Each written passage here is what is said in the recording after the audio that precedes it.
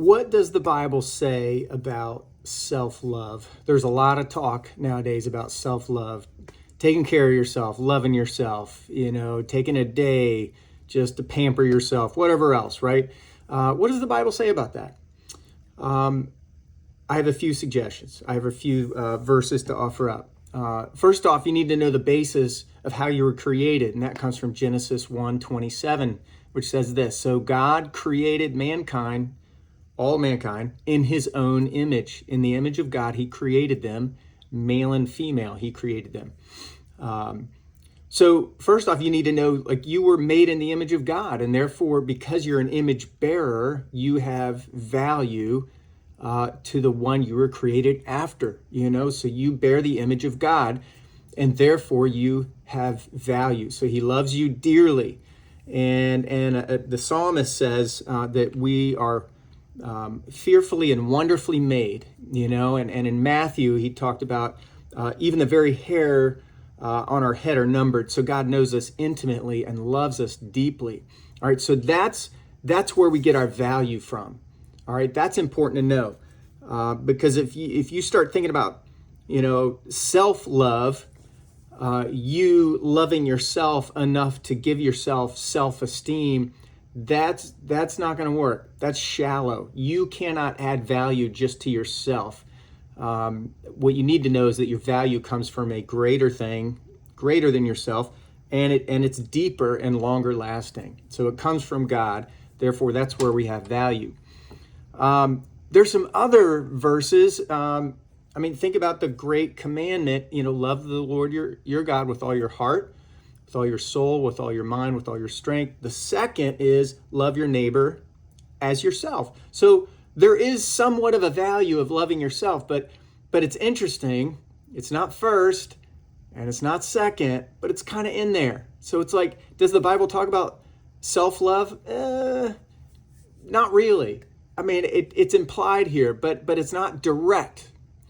And so it's kind of an indirect thing. But what's direct is the command to love the Lord your God and the command to love other people as you love yourself. Okay, so it's indirect.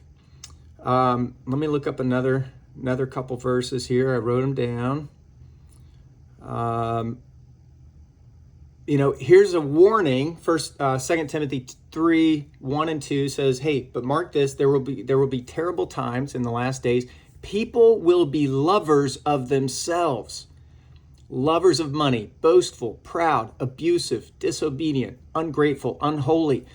Ooh, so here we go. Being a lover of self and lover of money and abusive and all these things, unholiness, they're all clumped together. So there's a warning here.